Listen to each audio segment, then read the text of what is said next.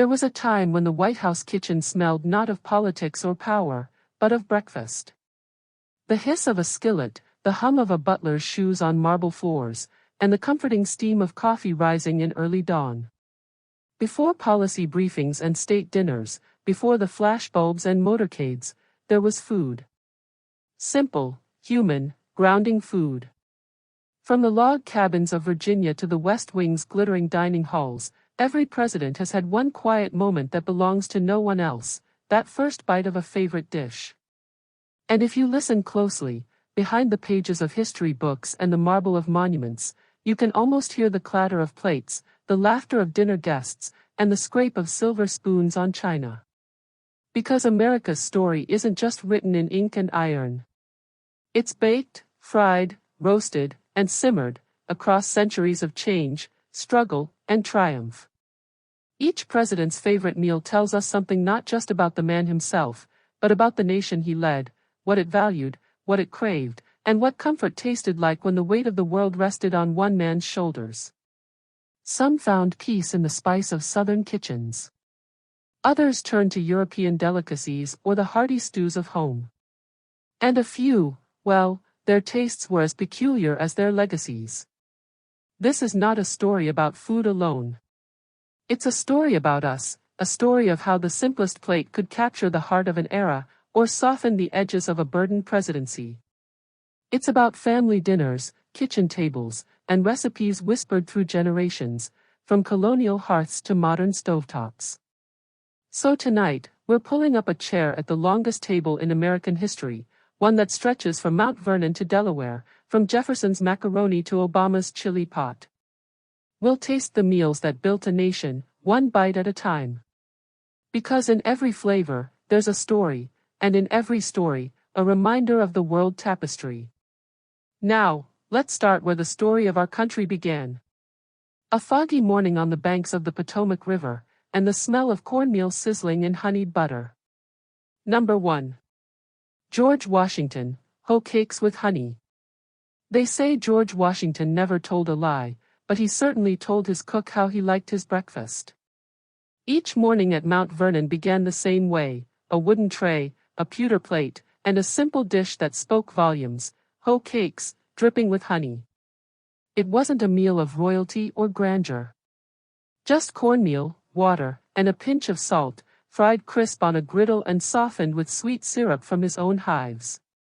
Washington's enslaved chefs, Hercules and others whose names history too often forgot, rose before dawn to prepare it, long before the general stirred from bed. In an age of powdered wigs and powdered sugar, Washington's favorite food was strikingly humble. No European delicacy. No imported wine. Just the taste of Virginia earth, ground by hand and cooked over open flame. To him, hoe cakes weren't just breakfast, they were memory. The same meal he'd eaten as a young surveyor wandering the wilderness, the same sustenance that had carried soldiers through revolution. At his grand estate, the first president could have dined like a king. But instead, he ate like the farmer he'd always been, plain, steady, and proud. Why it mattered was simple, it reminded him where he came from. In a world newly obsessed with appearances and ceremony, Washington's taste for hoe cakes was a quiet rebellion, a way of saying that America's strength lay in simplicity, not splendor. And yet, behind the comfort of that meal was a complicated truth. Those cakes were made by the labor of enslaved hands, a contradiction that haunted the promise of the young republic. The sweetness of honey masked a bitterness history could never fully forget. Still, the image of Washington at breakfast, sunlight streaming through the tall windows, a man at peace with his plate, has endured. A symbol not of perfection, but of humanity. And as the scent of honey fades and the griddle cools, we turn to another founding figure, a man of discipline and temperance, whose mornings began with cider and salted fish. Next, we travel to Massachusetts, and to John Adams' table. Number 2. John Adams, hard cider and salted cod. As the morning sun rose over the Massachusetts coast, another founding father sat down to a meal that was every bit as stubborn, disciplined, and enduring as the man himself. John Adams didn't crave extravagance or novelty. He wanted fuel, and honesty, on his plate. His breakfast, most days, was as plain as the New England wind: a slab of salted cod, a heel of brown bread, and a mug of hard cider, sharp and cold. In an age before coffee was common and refrigeration was rare, salted fish was the backbone of coastal life. It was what kept seafarers alive in winter, what sustained families through long, lean months, and what filled the bellies of revolutionaries when liberty was still an uncertain dream. Adams, ever the Puritan at heart, saw no reason to abandon the meals of his youth when he entered the world stage. Even in the grand rooms of the White House, then still a new and unfinished mansion, he preferred the austere comfort of what reminded him of Braintree, Massachusetts. It wasn't just food to him, it was identity. Each bite of salted cod was a reminder of the hard-working fishermen who braved icy waves, of the colonies that built their prosperity from the sea, and of a way of life defined by restraint, thrift, and duty. And then there was the cider, crisp, tart, and strong. Adams drank it not as indulgence, but as habit. By his own account, he began each morning with a tankard of the stuff, a farmer's refreshment, not a gentleman's vice. In a time when water was unreliable and spirits were part of daily life, that simple mug connected him to every New England household that had ever pressed apples into liquid gold. But behind that simplicity was a quiet cost. Adams' austerity mirrored his temperament, proud, moral, sometimes severe. His refusal to chase extravagance often alienated him from the French elegance of his peers. Where Jefferson dined in Parisian salons, Adams sat content with salt and cider. It was a contrast that defined the early republic, two visions of America forming side by side, one refined, one rugged. And as Adams lifted his mug, the bitter taste of cider meeting the salt of cod, he probably didn't know that the man who would follow him, his old rival, Thomas Jefferson, would change America's appetite forever. Because Jefferson didn't just eat history. He imported it. Next, we travel to Monticello, and to a president who brought macaroni, wine, and the French art of dining to the American table. Number 3. Thomas Jefferson, Macaroni and Cheese, the French Way. When Thomas Jefferson returned home from France, he didn't just bring back art, wine, and philosophy, he brought back taste. At Monticello, amid rolling Virginia hills and the scent of boxwood trees, Jefferson's dining table became a laboratory of ideas. Silver gleamed, candles flickered, and from the kitchen came the soft, buttery aroma of something almost unknown in America: macaroni baked with cheese. To us, it's comfort food. To Jefferson's guests, it was a revelation. While serving as minister to France, Jefferson fell in love with the elegance of European dining, the sauces, the pastas, the ritual of pairing flavor with conversation. In Paris, food was not simply eaten, it was studied, celebrated, elevated. Jefferson, ever the scholar, took notes, even commissioning pasta-making molds and importing wheels of Parmesan across the Atlantic. At home, his enslaved chef James Hemings, trained in French cuisine during their time abroad, prepared the dish that would become Jefferson's favorite: macaroni and cheese baked to a golden crust. But it wasn't just about flavor. It was about identity. Jefferson's macaroni symbolized a nation learning refinement without losing its soul, a balance between Europe's sophistication and America's raw promise. Dinner at Monticello was theater, philosophy, and diplomacy wrapped in linen napkins. Over macaroni, Jefferson discussed freedom, architecture, and agriculture, and in those moments, food became as revolutionary as politics itself. Still, beneath the refinement was contradiction. The hands that served his elegant feasts belonged to enslaved people denied the liberty Jefferson wrote about. That tension gives even the softest noodle a sharper bite. As the candles burned low and the final plates were cleared, Jefferson's table left its quiet legacy, proving that even the simplest dish could carry the weight of a nation's growing appetite for both progress and paradox. And as America grew, another Virginian was already stirring the pot, one whose home-cooked feasts would mix charm, patriotism, and the flavor of the South. Next, we visit Montpelier, where James Madison found happiness in Virginia ham and oysters. Number 4. James Madison, Virginia ham and oysters. If Jefferson dined like a philosopher, James Madison ate like a Virginian gentleman, and Dolly Madison made sure of it. At Montpelier, their estate nestled among the rolling Piedmont hills, the air often carried the scent of hickory smoke and salted ham, Virginia's most famous delicacy. On special occasions, Dolly would add platters of roasted oysters, baked biscuits, and spiced punch, filling their home with warmth that politics could never quite chill. Madison, though a small man in stature, possessed a mighty respect for hearty food. He'd grown up in a culture that valued the taste of the land, smoked meats, garden vegetables, and the briny treasures of the nearby Chesapeake Bay. At the height of the early republic, such dishes symbolized not just sustenance, but identity, Southern hospitality refined by revolutionary pride. While Madison himself was more scholar than showman, Dolly transformed their dinner table into a symbol of unity. Her famous Wednesday night squeezes, informal gatherings at the White House, brought senators, diplomats, and socialites together over plates of Virginia ham and oysters. It was food as diplomacy, binding a young and divided nation with good company and better cooking. For the Madisons, these meals represented balance, modest but elegant, comforting yet stately. The same could be said for Madison's political vision. The Constitution itself was a recipe for moderation, measured and enduring. And yet, like so many of his peers, Madison's table was set upon contradictions. The wealth and abundance of Montpelier were made possible through enslaved labor, the very system that stood against the liberty he helped define. Still, when guests recalled their evenings with the Madisons, they spoke not of politics, but of warmth, of Dolly's laughter, the glow of candles, and the unforgettable flavor of Virginia's finest ham. It was the taste of a nation learning civility. And soon, another Virginian president would carry that same warmth, but with a dish even simpler, softer, and somehow sweeter. Next, we travel to the home of James Monroe, and a Southern staple known as spoon bread. Number 5. James Monroe, spoon bread and sweet butter.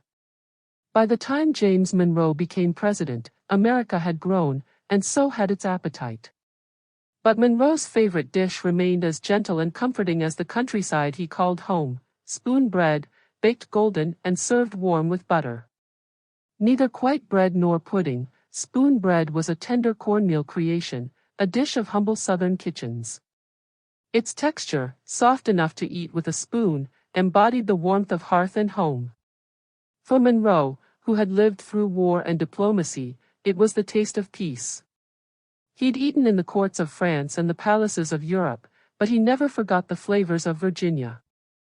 In his White House years, he asked the kitchen staff to prepare spoon bread the way his mother had, simple, buttery, steaming from the oven. In that dish, you could taste America's beginnings: corn from native soil, milk from frontier farms, and recipes whispered by enslaved cooks who turned necessity into art. Guests at the Monroe White House found a different kind of hospitality, less formal, more genuine. Dolly Madison's charm had set a standard, but Monroe's table reflected quiet steadiness. The food was not meant to impress, but to comfort. And perhaps that's what America needed then, a sense of familiarity after the turbulence of its youth. Monroe's spoon bread symbolized something deeper than food. It was tradition passed forward, warmth in a nation still learning what home meant. And as he spread soft butter over his plate, one could imagine the president thinking of simpler times, fields, family, and the sound of evening rain on cabin roofs. When his presidency ended, he returned to Virginia, carrying with him not the splendor of Europe, but the memory of cornmeal and kindness. And as the nation's story turned to a new generation, so did its appetite, from gentle Virginia hospitality to the sharp grit of frontier life. Next, we journey west, to Tennessee, and to a fiery general whose dinner was as bold as his temper, Andrew Jackson, and a dish called leather breeches. Number 6. John Quincy Adams, fresh fruit and brown bread. By the time John Quincy Adams took his place in the White House, the world had already changed around him. The son of a president and a man of intellect, Adams was shaped by study, restraint, and the quiet habits of discipline. While others feasted on stews and roasts, Adams preferred something altogether simpler, a breakfast of fresh fruit and brown bread. In the early 1800s, this was not luxury, it was philosophy. Adams believed the body, like the mind, thrived on moderation. He rose before dawn, walked along the Potomac for exercise, and returned for a meal as plain as virtue itself, sliced apples or pears, coarse bread, and a single cup of tea. It was the diet of a scholar, not a showman. Adams had seen the courts of Europe, dined with kings and diplomats, yet he never lost his New England austerity. His meals were quiet, his manners deliberate, his appetite subdued. In a Washington obsessed with pomp, this simplicity made him seem cold, detached, but to Adams, it was honesty. He ate as he lived, sparingly, thoughtfully, and without pretense. There's something almost poetic about that image, the sixth President of the United States, seated by a small window, sunlight spilling over a wooden table, the crunch of an apple echoing through a room meant for grandeur. And yet, that same restraint often isolated him. His stern manner, his refusal to indulge, whether in politics or dessert, made him misunderstood in a nation craving warmth. But perhaps that's what made Adams unique, in a time when America was learning appetite, for land, for wealth, for power, he remained faithful to simplicity. The flavor of his presidency may have been plain, but it was pure. And as the age of restraint began to fade, a very different kind of appetite was stirring, rougher, louder, more defiant. Our next president didn't just eat his meals. He fought them. Now we head south, to Tennessee, and to the fiery taste of Andrew Jackson's table. Number 7. Andrew Jackson, leather breeches and cornbread. If John Quincy Adams was New England order, Andrew Jackson was frontier fire. At the Hermitage, his Tennessee plantation, dinner wasn't a ceremony, it was survival dressed up with pride. Jackson's favorite meal told that story better than any speech, leather breeches and cornbread. The name alone turned heads. Leather breeches weren't garments, but dried green beans, strung on twine and hung to cure until tough as old leather. Boiled with salt pork or bacon, they softened into a smoky, savory dish that carried the flavor of the frontier. Cornbread came alongside, baked in a cast-iron skillet until crisp on the edges, soft in the middle, the scent of cornmeal and bacon fat filling the air. For Jackson, this wasn't nostalgia. It was memory, of long campaigns through mud and rain, of soldiers sharing simple meals by campfire light. He'd risen from poverty and battlefields, not parlors and politics. His table, like his presidency, was rough-hewn and unapologetic. While elites in Washington mocked his manners, Jackson wore his plain tastes as a badge of honor. Old Hickory, they called him, and his food matched the name, tough, sturdy, and all-American. Yet, behind the bravado, there was comfort too. The rhythm of southern kitchens, the slow boil of beans and the sizzle of cornbread, spoke to a nation growing westward, hungry for independence, yet rooted in simplicity. And though his politics divided the country, his food united the common man. In Jackson's world, dinner wasn't served by etiquette, it was earned by labor. So when he sat down to eat, surrounded by smoke and laughter, you could almost hear the heartbeat of a new America, raw, restless, unpolished, and free. As the last crumbs of cornbread fell away, another kind of president was waiting, one whose taste for elegance and refinement couldn't be more different.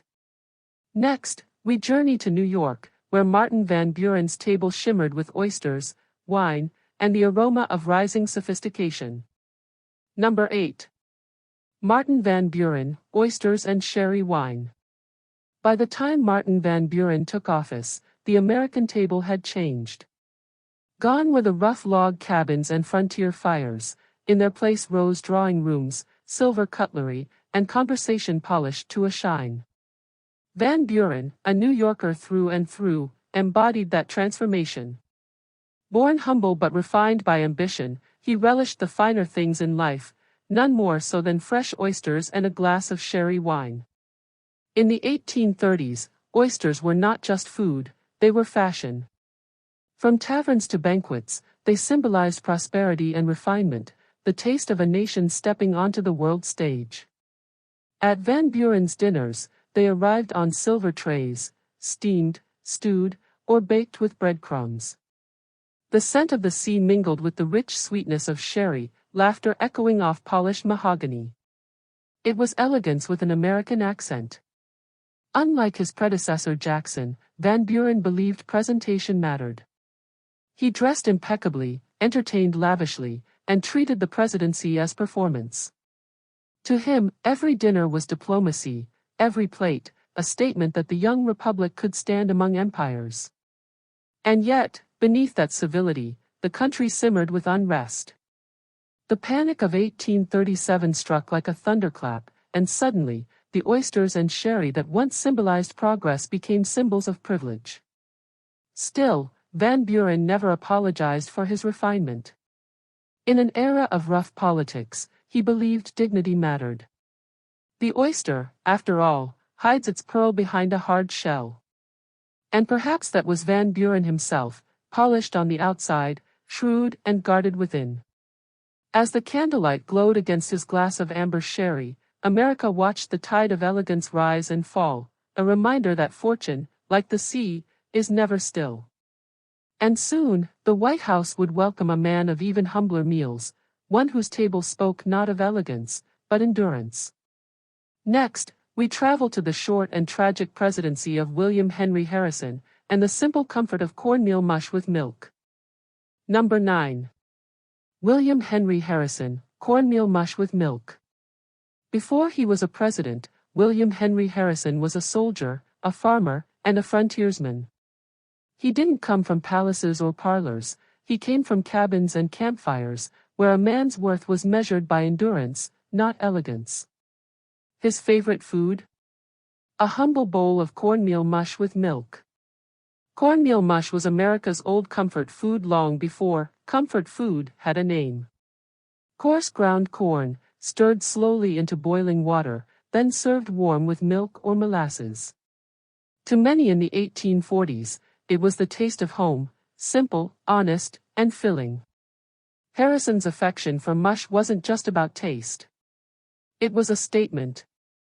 In an age when politics had become grand theater, he wanted voters to see him as one of them, the log cabin and hard cider candidate. His campaign leaned heavily into that image, the plain man, eating plain food, living close to the soil. And it worked. Americans saw in Harrison a reflection of their own humble beginnings, a man who remembered the flavor of hardship and found comfort in its simplicity. But history had its own twist waiting. Just 31 days after taking office, the longest inaugural speech in history and a cold March rain took their toll. Harrison caught pneumonia and never recovered, the shortest presidency in American history. Some say he died as he lived, a man too stubborn to wear a coat, too proud to show weakness. After his passing, that simple bowl of cornmeal mush came to symbolize something deeper, the fleeting nature of power, and the endurance of humble roots. And as the White House kitchen quieted once more, a new occupant prepared to step in, a man of Southern charm and home-cooked traditions. Our next story takes us to Virginia, where John Tyler found comfort in a dish every Southerner knew by heart, Virginia ham and hominy. Number 10. John Tyler, Virginia ham and hominy. They called him His Excellency, but John Tyler never forgot who he was, a Virginian first, a president second.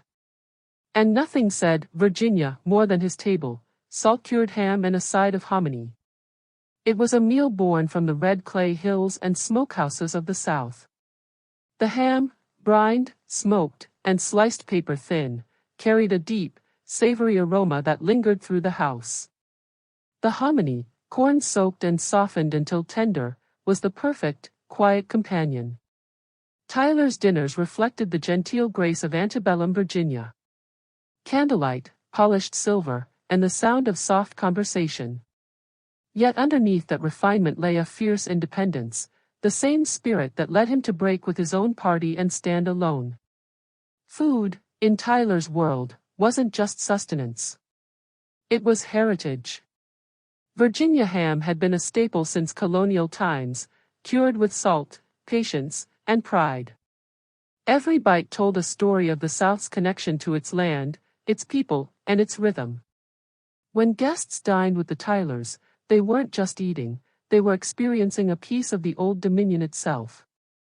But history, as always, has a twist. Tyler's presidency fractured under the weight of divided loyalties. Cast out by his own Whig party, he finished his term politically isolated. Still, through it all, that Southern table remained steady, rich, proud, and deeply rooted in tradition. After all, food endures where politics falter.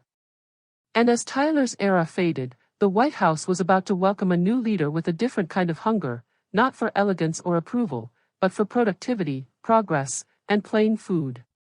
Next, we travel westward in spirit, to the hard-working table of James K. Polk, where a simple plate of cornbread and buttermilk kept the 11th president fueled through his relentless drive. Number 11. James K. Polk, cornbread and buttermilk. If ever there was a president who worked himself to the bone, it was James K. Polk.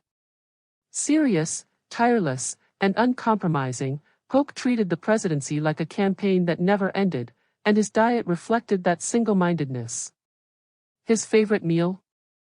Cornbread crumbled into a glass of cold buttermilk. It sounds simple, almost austere, but it carried the flavor of his Tennessee roots. In the Polk household, supper was not a performance but a pause, a rare moment of stillness amid unending work.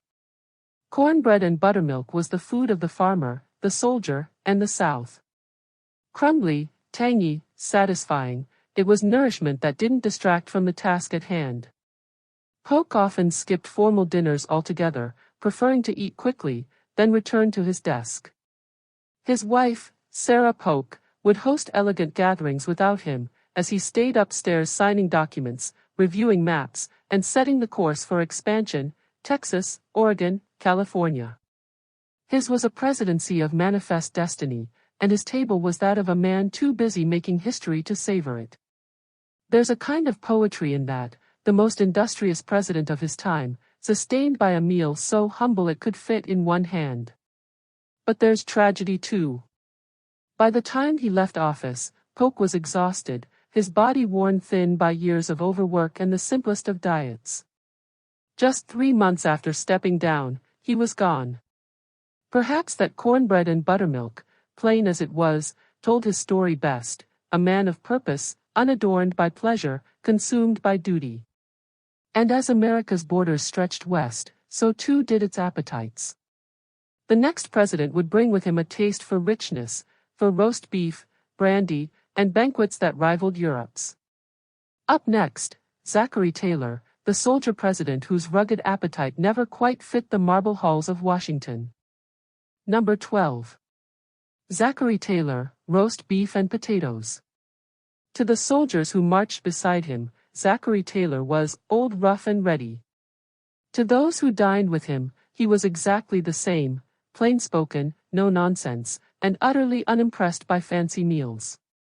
Taylor's favorite dish said it all, roast beef and potatoes. It wasn't about indulgence or ceremony. It was about substance. He'd eaten the same meal by campfires in the Mexican War, in tents filled with dust and smoke. Even as president, when the White House cooks offered him delicate pastries and fine French dishes, Taylor waved them off. "Give me beef," he'd say, "and make it simple." In a time when America was beginning to divide, North against South, old against new, Taylor's table remained defiantly ordinary. His roast beef was browned over open flame, served with potatoes mashed or baked, sometimes with a touch of horseradish for bite. There was comfort in its predictability, strength in its simplicity. But beneath that rugged exterior, the pressures of politics weighed heavy. Taylor, a soldier all his life, found Washington's political battles far trickier than any he'd fought on the field. He distrusted party games and spoke his mind too freely, a soldier in a diplomat's chair. Then, in July 1850, the summer heat became unbearable. At a 4th of July celebration, Taylor indulged in a bowl of raw cherries and cold milk after hours in the sun. Within days, he fell gravely ill. By mid-July, he was gone. His presidency lasted barely 16 months, another reminder that even the toughest men can fall to the smallest of things. And as the scent of roast beef faded from the White House kitchen, America once again found itself searching for balance, this time under a president with a taste for culture, learning, and refinement. Next, we travel to Buffalo-born Millard Fillmore, whose fondness for fine foods and foreign flavors reflected a changing, more curious America. Number 13. Millard Fillmore, Soup and Imported Delicacies. Millard Fillmore never expected to be president, but when duty called after Taylor's death, he stepped into the role with quiet dignity. And when it came to food, Fillmore had a refined, almost scholarly palate.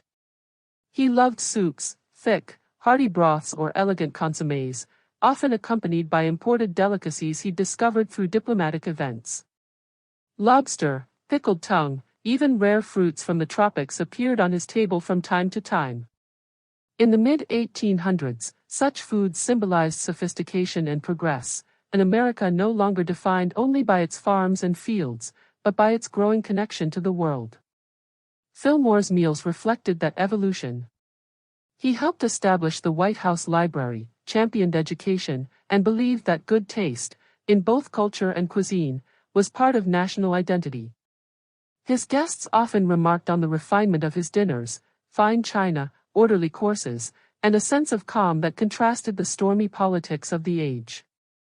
Yet, for all his elegance, Fillmore remained practical at heart. His favorite soup wasn't always lavish, sometimes it was simple vegetable broth, flavored with onions, carrots, and a pinch of salt. The kind of meal that warmed, not impressed. There's something endearing in that balance, a man who could appreciate refinement without abandoning simplicity. Still, history would soon move on from his calm manners and careful tastes.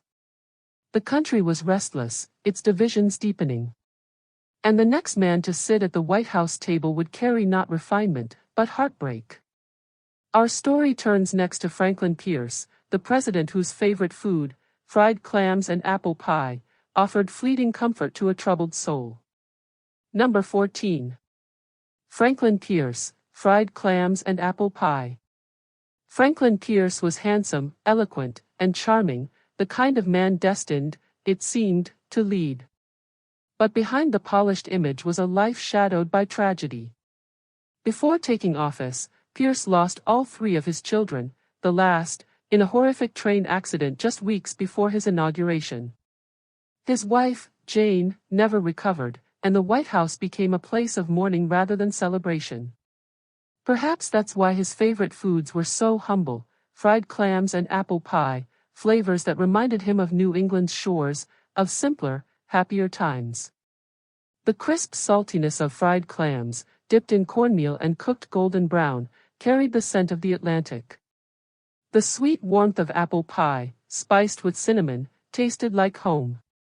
In those quiet, painful years, such meals offered the kind of comfort that politics never could. Pierce's presidency was marked by turmoil, the Kansas-Nebraska Act, the growing national divide over slavery, and his own personal despair. His appetite waned, and so did his public favor. But those who knew him said that when he did eat, he always asked for foods that reminded him of youth, of innocence before loss. It's a poignant thought, a president, burdened by grief, finding solace in the humble joy of fried clams and warm pie. After leaving office, he spent much of his remaining life in quiet reflection, far from Washington's noise. And as the era of sorrow closed behind him, another man, older, solitary, and steadfast, would soon dine alone in the executive mansion. A man whose table was as solitary as his presidency. Next, we sit down with James Buchanan, the bachelor president, whose favorite indulgence, cabbage and fine sherry, reflected both his solitude and his peculiar formality. Number 15. James Buchanan, Cabbage and Sherry. He was the only lifelong bachelor to ever occupy the White House, James Buchanan, the quiet Pennsylvanian who dined alone more often than not. His favorite meal was fitting for a man of contrasts, boiled cabbage served with fine sherry wine. It sounds humble, even plain, yet the combination spoke volumes. Buchanan lived a life of rigid order. His table was always set precisely, his schedule rarely varied. He believed in routine, and his diet reflected it. The cabbage, hearty and unpretentious, reminded him of his rural upbringing. The sherry, imported and refined, represented the gentlemanly world he aspired to. Together, they told his story, a man caught between two Americas, one simple and agrarian, the other elegant and divided. Guests found his dinners peculiar but pleasant. He was courteous, even charming, yet distant. The White House, under his watch, was less a home than a fortress of formality. And perhaps that distance was his undoing. As the country fractured in the years before the Civil War, Buchanan maintained his calm, too calm, many thought. His measured politeness couldn't hold back the storm. Still, there's a haunting image of him in those last days, seated alone at a long, candlelit table, steam rising from a simple bowl of cabbage, a crystal glass of sherry in hand. A man watching a nation come apart. When his term ended, Buchanan quietly left Washington, never to return. The age of polite meals and slow conversation was ending. Ahead lay a darker table, one where decisions were made amid war, loss, and the smell of gunpowder. Next, we'll enter that era, beginning with Abraham Lincoln, and a humble taste that became a legend, apples and bacon. Number 16. Abraham Lincoln, apples and bacon. If ever a man embodied the word humble, it was Abraham Lincoln. Born in a Kentucky log cabin, raised on the frontier, Lincoln never lost his taste for the simple foods of his youth. Among his favorites? Crisp bacon and fresh apples. He wasn't much of an eater, his friends often said he forgot to eat at all, but when he did, he wanted something plain and comforting. A slice of bacon sizzling in a skillet, an apple polished on his sleeve, that was Lincoln's feast. Those who served him said he loved the balance, the smoky salt of bacon with the clean sweetness of apple. It reminded him of harvest days, of chopping wood in the cool Illinois air, of a life before speeches and sorrow. In the White House, his meals remained modest. While his cabinet dined on oysters and fine roasts, Lincoln was content with a bowl of fruit or a sandwich. He once remarked that he had no fancy appetite, only a working man's hunger. But that simplicity was more than habit, it was identity. Lincoln understood the power of plain things. His food, like his words, was unadorned but true. And maybe that's why America trusted him. When he bit into an apple, it wasn't a symbol, it was sincerity. Still, there's something heartbreakingly human in the image of Lincoln, tall, weary, alone in his study, eating an apple by candlelight while the Civil War raged outside. Even as the nation split, his taste stayed grounded. The bacon crackled, the apple crunched, and for a moment, peace lived in a simple meal. But peace, as always, came at a cost. And after Lincoln's chair fell silent, another son of Tennessee would rise, a tailor turned president, who brought a working man's appetite to a divided nation. Next, we pull up a chair for Andrew Johnson and his humble Southern plate of ham hock and turnip greens. Number 17. Andrew Johnson, ham hock and turnip greens. If Lincoln's food was about simplicity, Andrew Johnson's was about survival. Born in poverty, apprenticed as a tailor, Johnson knew what it meant to earn every bite. His favorite meal, ham hock and turnip greens, was the essence of Southern endurance. In Tennessee kitchens, this dish was born from necessity. Families took the parts of the hog others discarded, the hock, rich with bone and fat, and simmered it slowly with bitter greens until the flavors softened and mingled into something greater than their parts. It wasn't elegant, but it was honest. It smelled of smoke, salt, and stubbornness. As president, Johnson never strayed far from that working-class palate. He preferred cornbread to caviar, molasses to wine. To many Washington elites, his table seemed crude, but to those who grew up as he did, it was comfort. And maybe that was the problem. Johnson's plain-spoken manner and unrefined tastes clashed with a capital eager for grace and grandeur. The man who rose from the tailor's bench to the presidency carried the scars, and the appetites, of the common man. Yet, there's something profoundly American in his meal. Ham, hock, and greens were food of the people, of those who made do, who stretched little into plenty. When he dined, Johnson often invited soldiers and townsfolk, sharing not ceremony, but sustenance. A man's worth, he'd say, isn't measured by his plate. History judged him harshly, impeached, isolated, and weary, but his table told another story, one of resilience and grit. And as his term ended, America turned once again to a soldier, a man of few words and steadfast tastes. Next, we sit with Ulysses S. Grant, whose fondness for rice pudding and coffee carried him through both war and peace. Number 18. Ulysses S. Grant, rice pudding and coffee.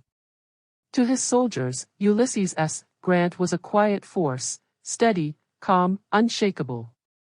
To his cooks, he was even simpler, a man who loved rice pudding and strong coffee.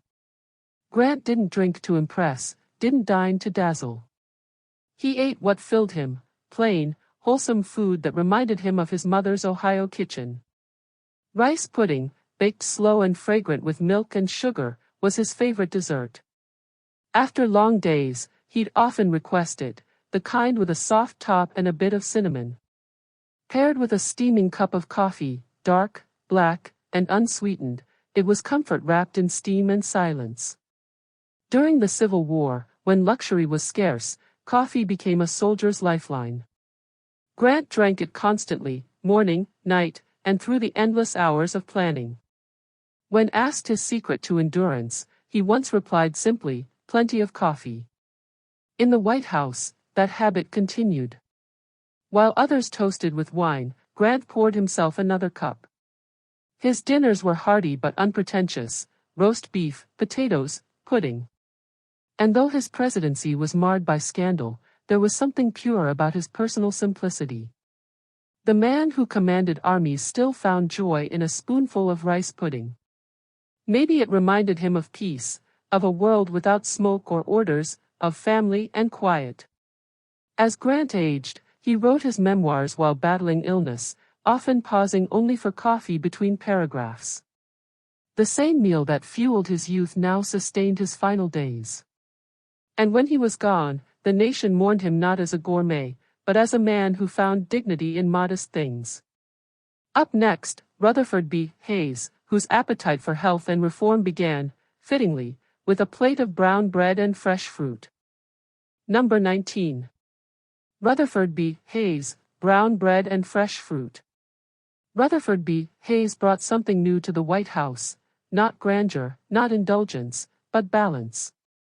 He and his wife, Lucy, the nation's first lady to ban alcohol from official functions, believed in moderation, health, and self-restraint. Their favorite breakfast was as wholesome as their philosophy: brown bread, fresh fruit, and water. It was a far cry from the champagne and cigars of earlier presidencies. The Hayeses favored simple grains, seasonal fruit, and natural fare. Their table was quiet, orderly, and full of good intention. Lucy Hayes was called Lemonade Lucy for her insistence on temperance, a decision that reflected not puritanism, but principle. She wanted the White House to set an example for a nation struggling with excess. For Rutherford, simplicity wasn't sacrifice, it was purpose. Each morning began with sunlight through the tall windows, a plate of bread baked from coarse flour, apples or pears fresh from Ohio's orchards, and coffee, sometimes weak, always hot. Guests sometimes found the meals too plain, but the president didn't mind. "Plain food," he said, "makes clear thoughts." That discipline carried through his administration, in reform, in honesty, in hard work. There's something beautiful about that restraint, about a leader who believed nourishment could come from simplicity. As the century turned, America was changing, industry rising, fortunes growing, and the White House would soon reflect those new appetites. The next president loved hearty, home-style food, the kind that filled not just the stomach but the spirit. So let's step into the homey warmth of James Garfield's table, where squirrel soup and fresh bread told a story of country roots and quiet pride. Number 20. James Garfield, Squirrel Soup and Fresh Bread. Before he was president, James Garfield was a farm boy from Ohio, the last of the log cabin presidents. He grew up poor, working the fields, chopping wood, and learning to make the most of what the land offered. His favorite meal? Squirrel soup with fresh bread. It sounds unusual today, but in Garfield's youth, squirrel stew was a common country dish, slow-cooked with onions, potatoes, and a pinch of salt. The meat was tender, the broth hearty. It tasted of home, of work, of autumn leaves and quiet evenings. Even as president, Garfield never lost that rural simplicity. He preferred farm fare to fancy banquets. His kitchen staff recalled how he'd smile when the bread came out of the oven, golden and steaming, the smell filling the room with warmth. For him, food wasn't about indulgence. It was about memory. Every bowl of squirrel soup reminded him where he came from, and who he was fighting for. But Garfield's presidency, like his meal, was cut short. Just months into office, he was shot by an assassin and lingered for weeks. In those final days, as doctors struggled to save him, he reportedly craved simple foods, bread, broth, something gentle. He never recovered. But his legacy, of honesty, humility, and hard beginnings, lingered, like the scent of a hearth long after the fire burns down. And so America's table turned once again, from sorrow to stability. Next, we'll join Chester Arthur, a man of style and indulgence, whose love for oysters, Rockefeller, and fine wine marked the beginning of a new, gilded appetite in America's story. Number 21. Chester Arthur, Oysters, Rockefeller, and Fine Wine. When Chester Alan Arthur entered the White House in 1881, America was beginning to shimmer. Industry was booming, cities were glowing with gaslight, and dinner, for the first time, was a performance. Arthur, once a dapper lawyer from New York, understood that perfectly. He transformed the executive mansion from a shabby relic into a palace of taste, chandeliers, velvet curtains, and menus that rivaled Europe's finest. His favorite indulgence? Oysters, Rockefeller, rich and fragrant, baked with butter, herbs, and breadcrumbs, paired with a glass of fine imported wine. At his dinners, oysters arrived on silver trays, glistening under candlelight, while violins played softly in the next room. Each bite captured the extravagance of the era, the confidence of a nation that had grown powerful and proud. But behind that glamour was a quieter truth. Arthur, always impeccably dressed, was a man masking fragility. Unknown to most, he suffered from Bright's disease, a fatal kidney ailment that left him exhausted. The fine wines and heavy meals he loved were a luxury his body could barely endure. Yet he persisted, hosting grand state dinners even as he grew weaker, determined that dignity should outlast pain. When he died just a few years later, America remembered him not as a warrior or reformer, but as a man who brought elegance to a young republic still learning sophistication. And as the last plates of oysters cleared from the White House table, a new kind of leader would soon take a seat, one less concerned with chandeliers, more with hearty satisfaction. Our next story belongs to Grover Cleveland, a man whose love of rich food matched his robust character, and sometimes got the better of him. Number 22. Grover Cleveland, Corned Beef and Cabbage. Grover Cleveland was built like the meals he loved, hearty, filling, and unapologetically old-fashioned. Born in New Jersey and raised on hard work, Cleveland had no interest in fancy dining. His favorite dish? Corned beef and cabbage. It was the working man's feast, salty, savory, steaming, and simple. The kind of meal you'd find on an iron stove in any American kitchen from Buffalo to Baltimore. Cleveland devoured it with gusto, often requesting second helpings. His appetite was legendary. White House staff whispered that he sometimes ate 2 dinners, one formal for guests, and another later, alone, when he could finally eat as he pleased. But his indulgence became part of his image. He was the man of the people, a president who enjoyed the same food his voters did. Corned beef and cabbage wasn't just a meal, it was a message, I'm one of you. Yet, there was irony in it. As Cleveland grew heavier, political cartoons exaggerated his size, calling him Uncle Jumbo. But he didn't mind. Better stout than hollow, he'd say with a grin. And perhaps that was the charm of his presidency, solid, grounded, and honest, much like his favorite dish. When Cleveland lost re-election, only to win it back 4 years later, it was as if America missed that familiar steadiness, the kind found in both his politics and his plate. But soon, the White House would welcome a man with a more refined touch, a leader whose tastes reflected a new kind of sophistication in the American heartland. Next, we dine with Benjamin Harrison, whose love for corn soup and venison steak recalled both the frontier and the fires of tradition. Number 23. Benjamin Harrison, corn soup and venison steak. Benjamin Harrison came from a long line of patriots. His grandfather, William Henry Harrison, had once eaten cornmeal mush in that same house. Perhaps that's why his own favorites were so symbolic, corn soup and venison steak.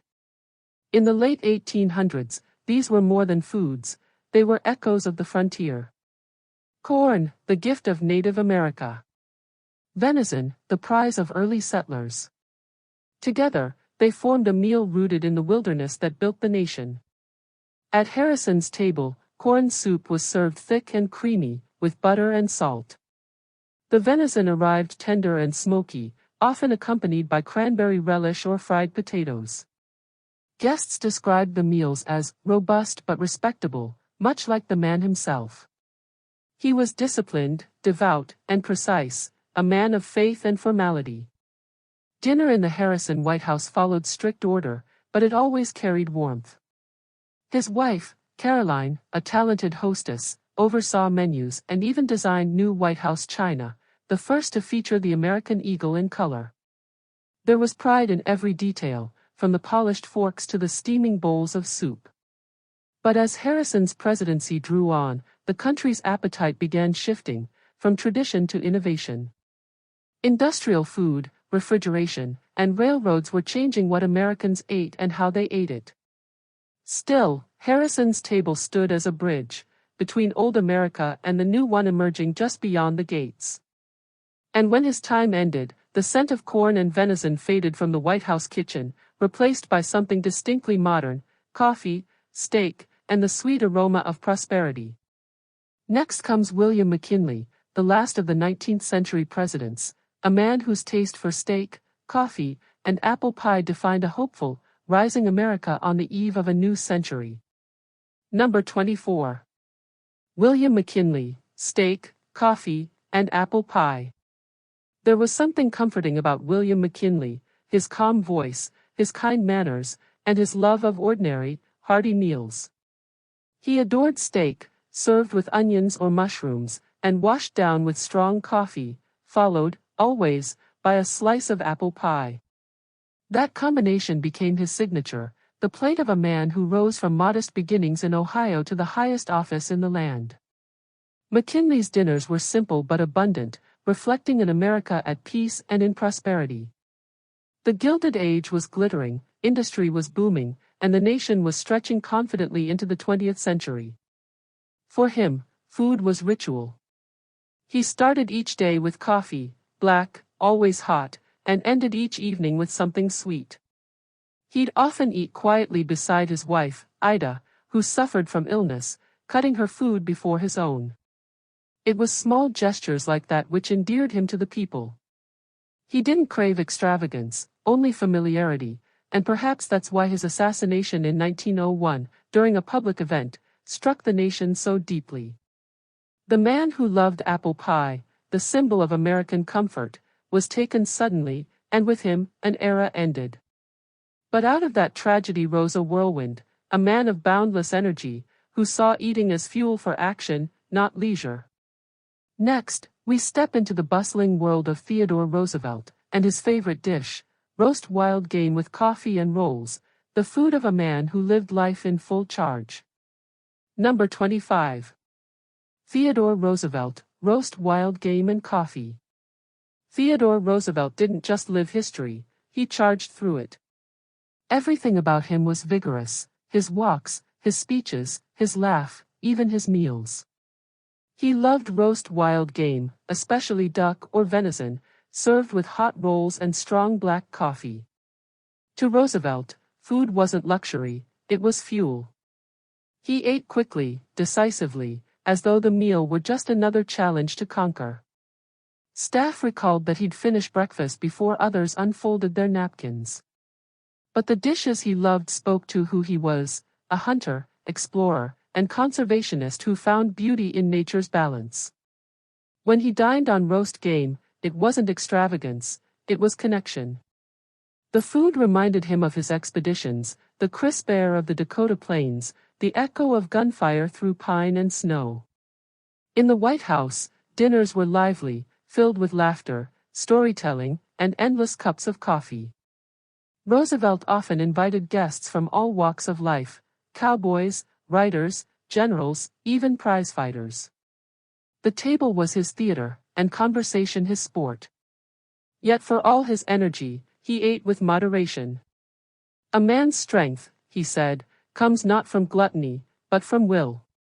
When he left office, the kitchen quieted once more, but his legacy endured.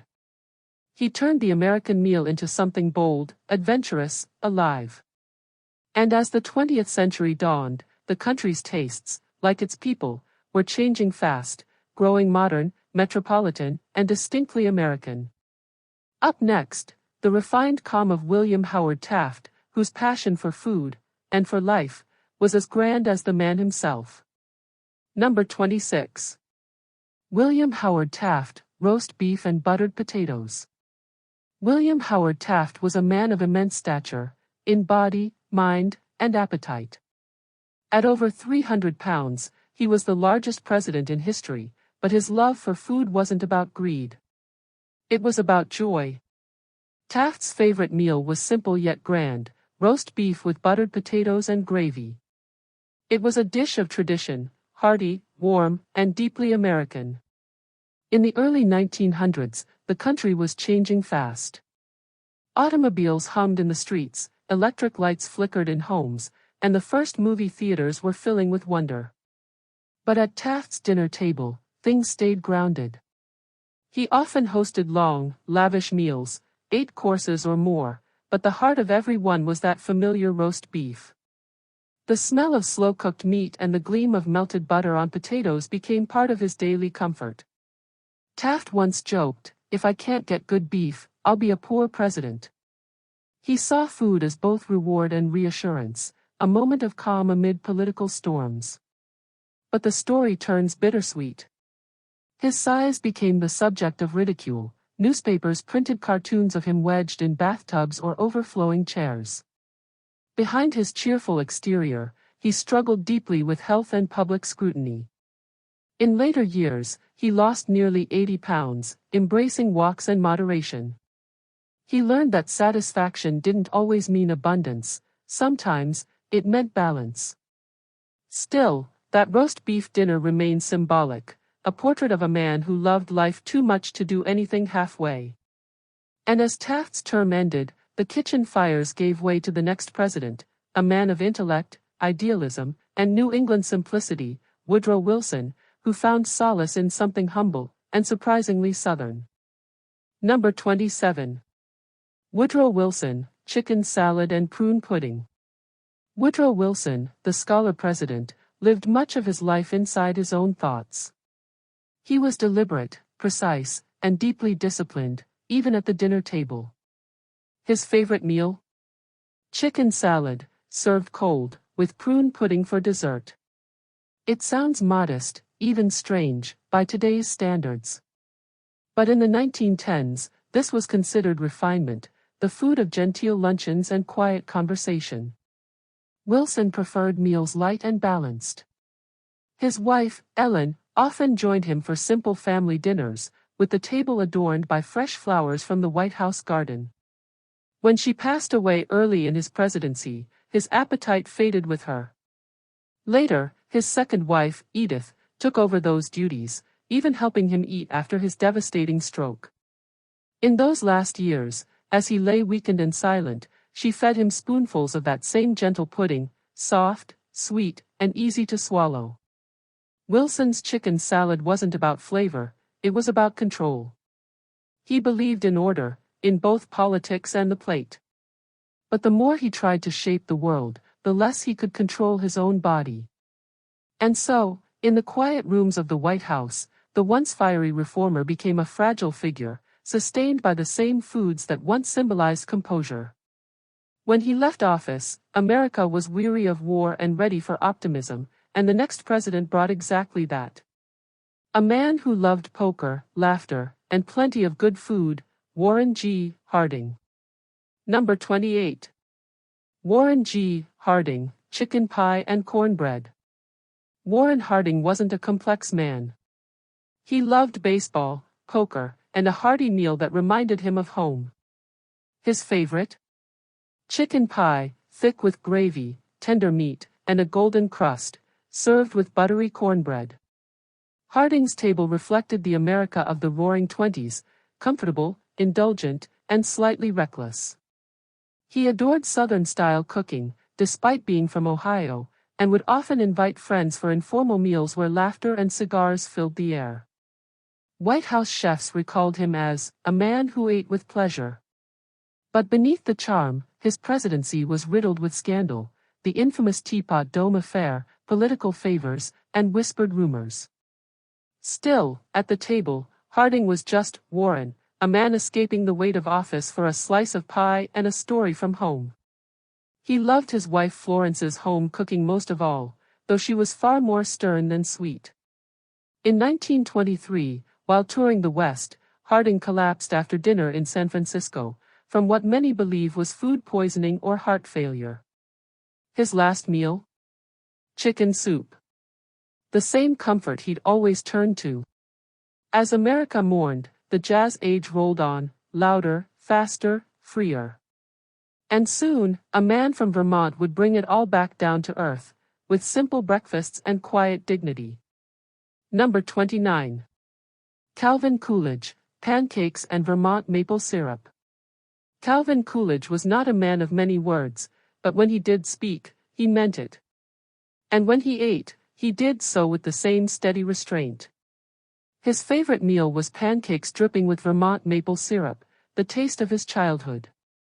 Every morning in the White House, the kitchen staff prepared stacks of pancakes, always accompanied by a pitcher of syrup from his home state, sent as gifts from Vermont farmers. Coolidge believed in simplicity and self-reliance, and his breakfast reflected that perfectly, humble, honest, and distinctly American. During his presidency, America was enjoying prosperity. Radios crackled with jazz, Ford cars rolled off assembly lines, and modern diners began to replace home kitchens. Yet Coolidge's mornings remained rooted in the slow rhythm of New England life. Sometimes, after breakfast, he'd walk through the garden, hands folded behind his back, reflecting in silence. But behind the stoic exterior was a man still mourning his teenage son, who died unexpectedly while Coolidge was in office. After that loss, his appetite dulled. But he never stopped asking for those pancakes, perhaps because they connected him to a simpler, happier past. Coolidge left office quietly, as he had entered it, leaving behind the scent of maple syrup and the echo of a country that once prized modesty. And then came the Great Depression, and a man who found comfort in Southern cooking and a warmth that would soon carry a nation through hardship. Number 30. Herbert Hoover, sweet potatoes with marshmallows. Herbert Hoover never intended to become the face of hard times. Before the Depression, he was known as the Great Humanitarian, feeding millions in war-torn Europe. But when the economy collapsed, the image of plenty turned to one of want.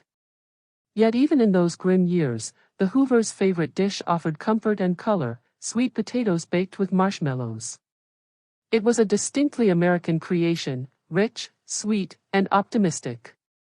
Lou Henry Hoover, the First Lady, loved to serve it during holidays, saying it brought a bit of cheer to the table. In a time when families across the nation were tightening their belts, that dish symbolized hope, simple ingredients transformed into something beautiful. But history can be cruel. As people lined up for bread, newspapers printed recipes for Hoover stew, a bitter jab at a president who, despite good intentions, couldn't stop the nation's hunger. Still, it's touching to imagine him and Lou sharing that sweet, golden casserole by candlelight, trying to find normalcy in a world unraveling. And when Hoover left office, the Depression deepened. Yet the next president, Franklin D. Roosevelt, would bring more than policies. He'd bring warmth, optimism, and the smell of scrambled eggs drifting through the White House at breakfast. Number 31. Franklin D. Roosevelt, scrambled eggs and hot dogs. If the White House had a soul during the Great Depression, it was found at Franklin Delano Roosevelt's breakfast table. While the world outside seemed uncertain, Roosevelt preferred something warm and simple: scrambled eggs, fluffy and rich, often served with toast and coffee. He believed that the simplest meals were the most comforting. In his fireside chats, his voice radiated the same calm that filled his morning kitchen: steady, reassuring, familiar. But FDR also had a mischievous side. He adored hot dogs, and in 1939, he famously served them to the visiting King and Queen of England at a picnic in Hyde Park. The press called it the picnic that united empires. There, on the grass under summer sun, royalty took their first bite of an American frankfurter, mustard, bun, and all. It was a gesture of friendship wrapped in humor, showing that in America, even kings could enjoy a hot dog. Roosevelt's meals reflected his genius for connection. Whether breakfast eggs or backyard franks, he made food human, democratic, even. In an age of hardship, he reminded Americans that comfort could be found in small, familiar things. Yet behind that warmth was a man burdened by pain. Stricken with polio, Roosevelt's legs never fully recovered. But as he sat at table, surrounded by family and laughter, no one saw the wheelchair, only the strength. His presidency was one of courage and compassion, and perhaps that's why his food was always simple: it left room for everything else that mattered. Next came a soldier turned president, a man who loved steak, bourbon, and home-cooked ease. Harry Truman, who believed that plain food made strong men. Number 32. Harry S. Truman, well-done steak and creamed potatoes. Harry Truman came from the soil of Missouri, honest, hard-working, and no-nonsense. He liked his meals just like his words, plain and to the point. His favorite dinner was a well-done steak, paired with creamed potatoes and buttered spinach. He once said, "I like my steak well done and my facts straight." That was Truman, direct, modest, and proud of it. In the post-war boom, the White House kitchen began to feel more like an American home than a European salon. Truman's wife, Bess, often helped plan the menus herself, keeping things simple and familiar. The president drank buttermilk with dinner, a farm habit that amused his staff, and insisted that coffee always be served black. His meals reflected the times. America was done with rationing, ready for comfort and tradition. There was pride in good beef, rich gravy, and homegrown vegetables. But there was also humility. Truman had come from nothing, a failed haberdasher before politics, and he never forgot that. He said once, "I never did give anybody hell. I just told the truth and they thought it was hell." That truth echoed in his food, his manner, and his presidency. And when he left office, he walked out without a pension, cooking his own breakfast in Missouri, still frying steaks in a cast-iron pan, still grounded in the flavor of honesty. Then came a general, a hero of the world's darkest war, who loved coffee, corned beef hash, and a good laugh at his kitchen table. Dwight D. Eisenhower, the soldier who found peace in the taste of home. Number 33. Dwight D. Eisenhower, corned beef hash and coffee. Dwight Eisenhower, the man who commanded D-Day, found his greatest peace not on the battlefield, but in the kitchen. He loved to cook, really cook. White House staff would step aside as he donned an apron, rolled up his sleeves, and prepared corned beef hash, often from scratch. It was a soldier's meal, hearty, filling, and humble, made from chopped beef, potatoes, and onions. Eisenhower would cook it in an iron skillet, the aroma filling the White House halls. Sometimes, he'd invite staff or guests to join him in the kitchen, laughing as he stirred the pan himself. Good hash, he'd say, needs patience and pepper. He paired it with black coffee, strong enough to wake a tired general. Eisenhower's meals reflected a longing for simplicity, for control over something small in a world that had once been chaos. His love for cooking came from his Kansas upbringing, where meals were built on effort and honesty.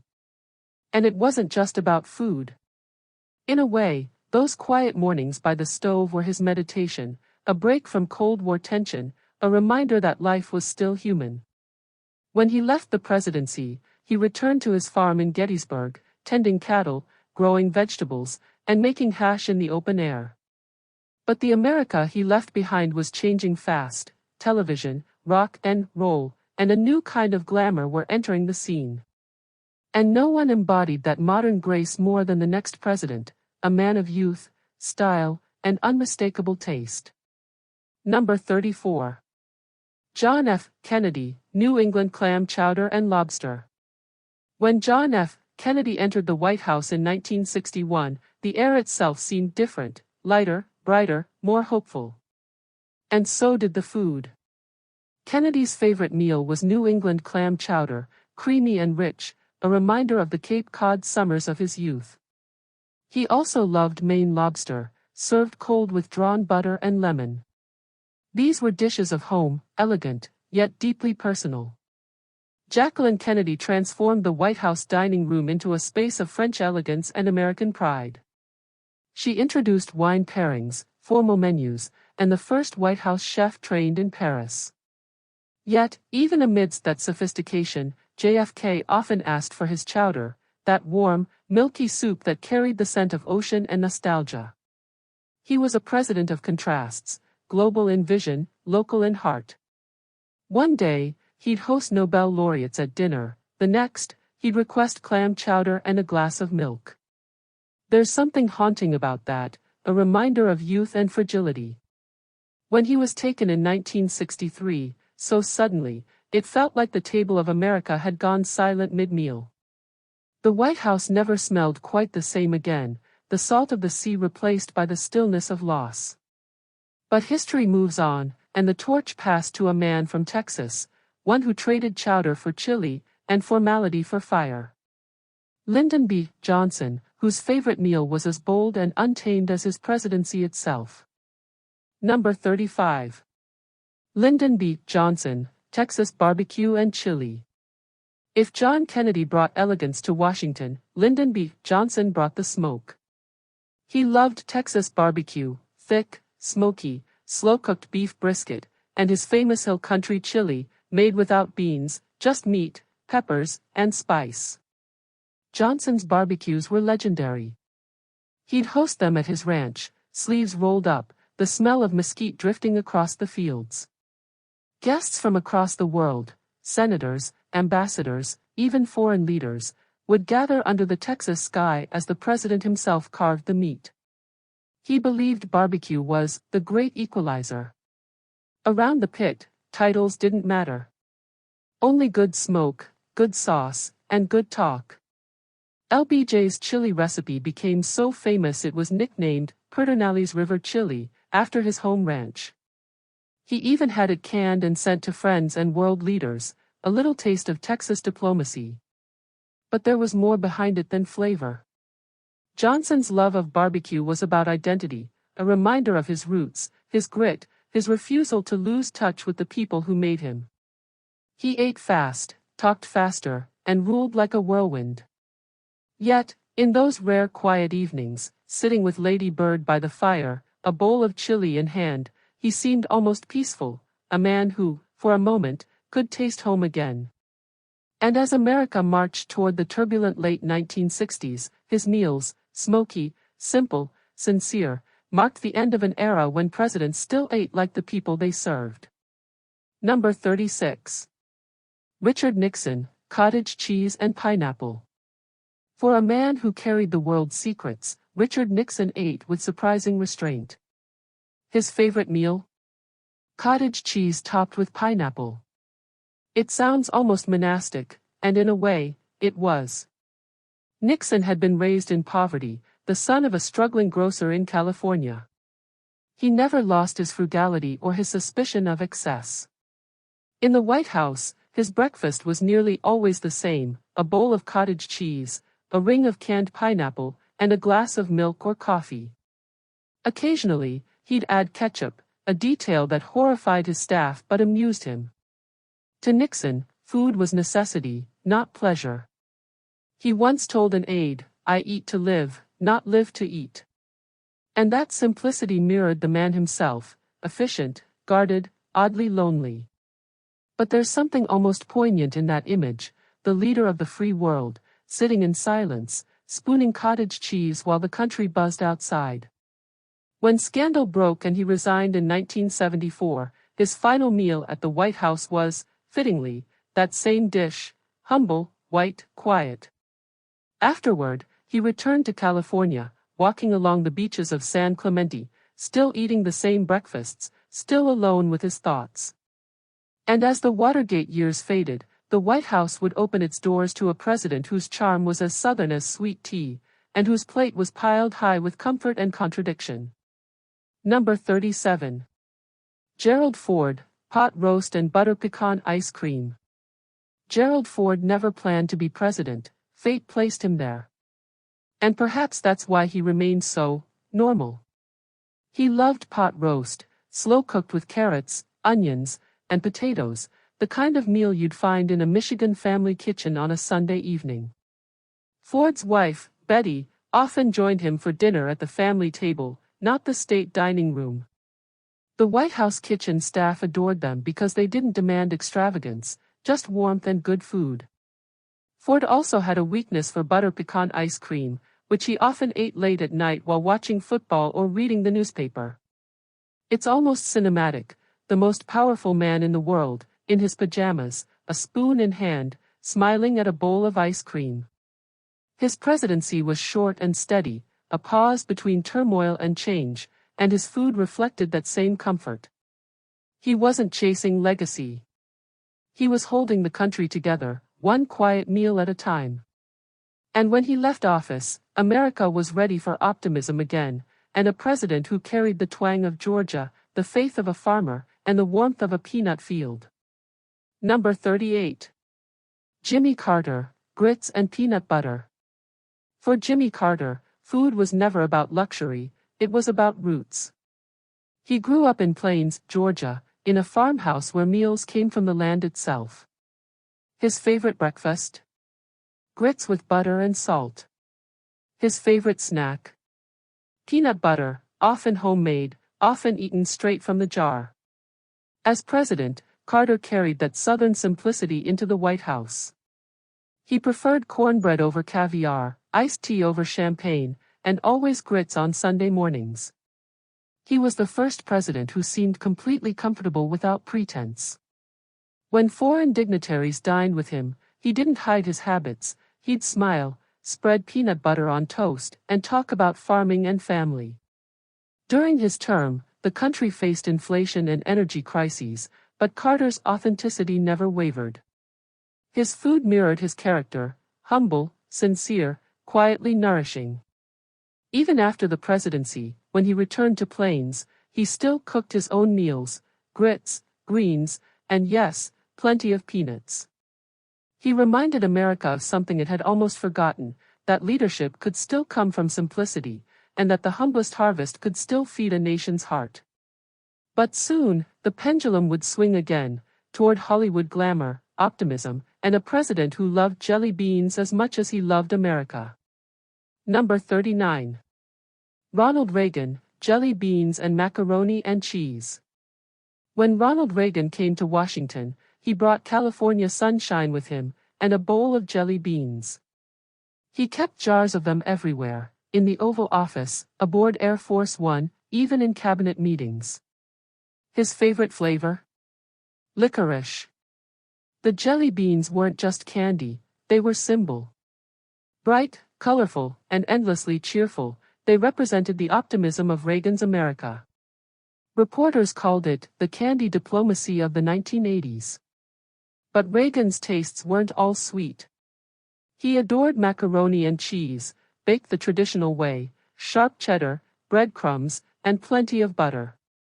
It was comfort food for a man who loved nostalgia, Hollywood, and home. Nancy Reagan often said that the president's happiest moments were simple ones, sitting with a plate of mac and cheese, sharing jelly beans with guests, or pouring a glass of California wine at sunset. In a decade of wealth and confidence, Reagan's food choices reflected warmth and accessibility, proof that even amid glitz, he remained approachable. And when he left office, those jelly beans followed him into history, tiny tokens of joy from a man who always believed that optimism could sweeten even the hardest truth. But after the color and charisma of the Reagan years came a quieter president, one who favored the taste of the sea and the discipline of a naval man.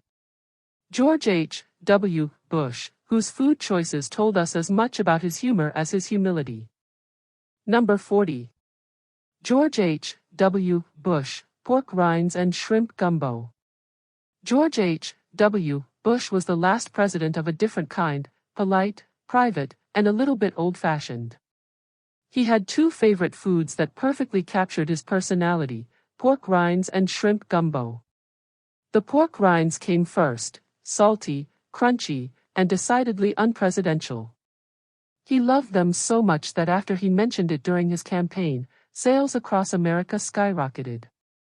He even received a lifetime supply from a Texas snack company. But the other dish, shrimp gumbo, told a softer story.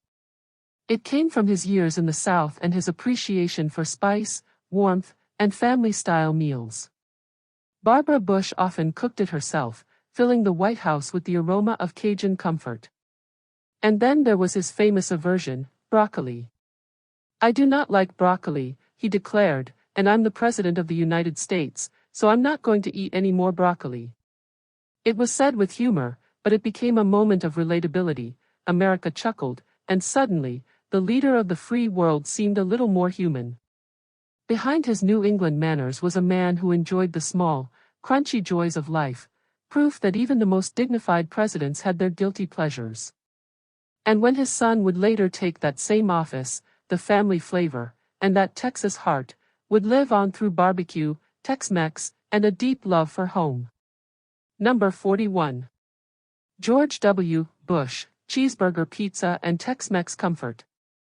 If George W. Bush could sum up his presidency in one dish, it might just be cheeseburger pizza, hearty, messy, and unapologetically American. Raised in Texas, Bush brought his state's flavor into the White House. He loved Tex-Mex, barbecue, and anything grilled. But it was the cheeseburger pizza, a hybrid of two of his favorite foods, that became the stuff of presidential kitchen legend. The dish came from his days as governor of Texas, where he'd unwind with friends over burgers and chips. When he moved to Washington, his chef created a version just for him: ground beef, pickles, onions, mustard, and cheese, all on pizza crust. It sounds chaotic, but to Bush, it was comfort. "It's America on a plate," he once joked. His meals were often simple: peanut butter sandwiches, Mexican tacos, or chicken fried steak. He wasn't a man for luxury. He liked his food hearty, his humor quick, and his dinners shared with friends.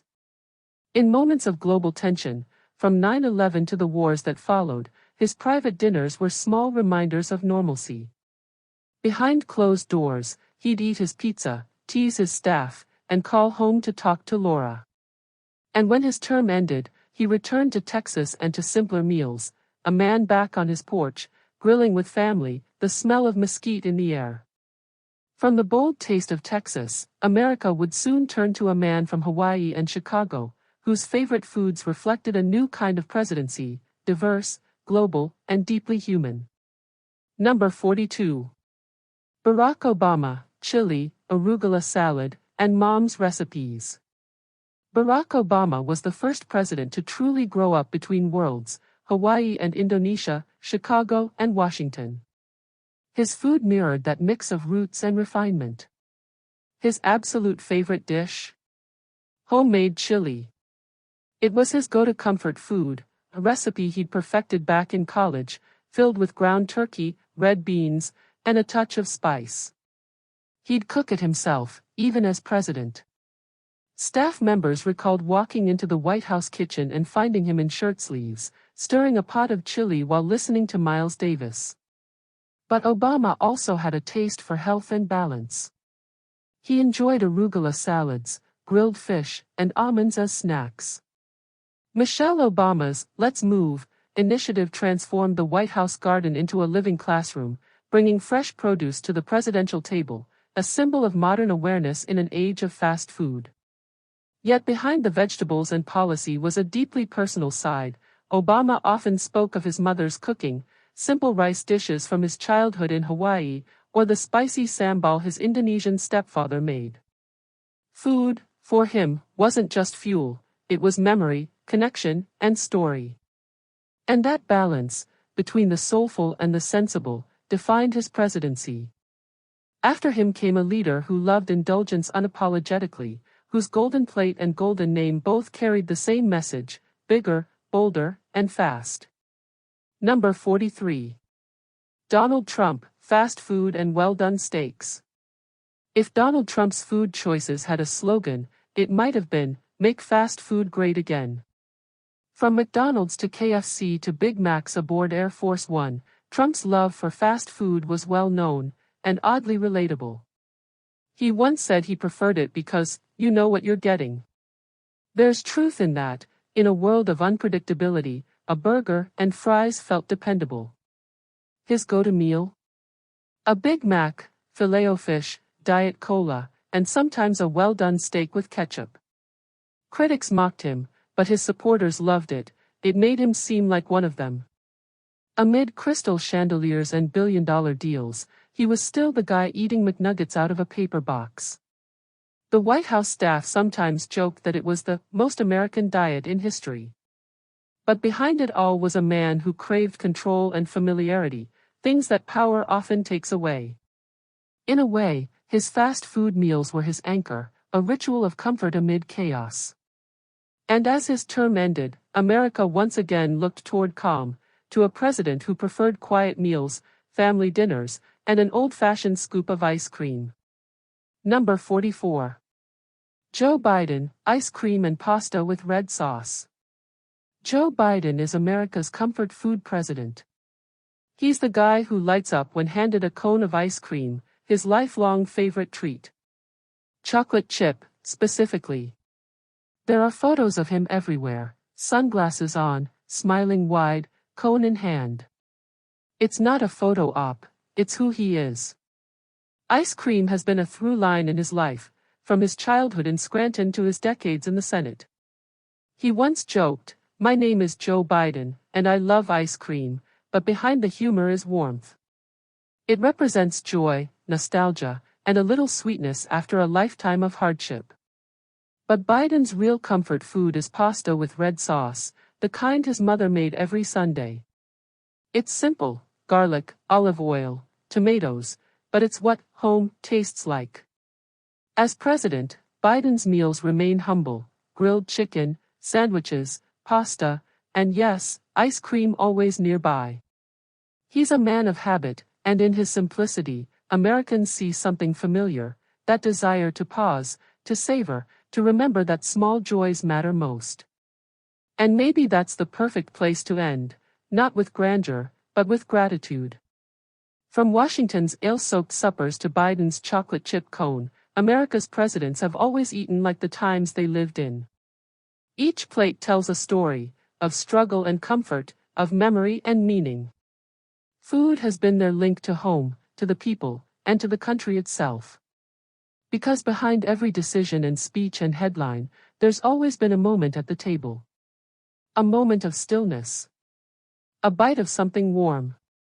A reminder that even the most powerful among us are, in the end, just human beings, hungry for something real. This has been the World Tapestry, where we weave together history, memory, and the flavors that shaped us.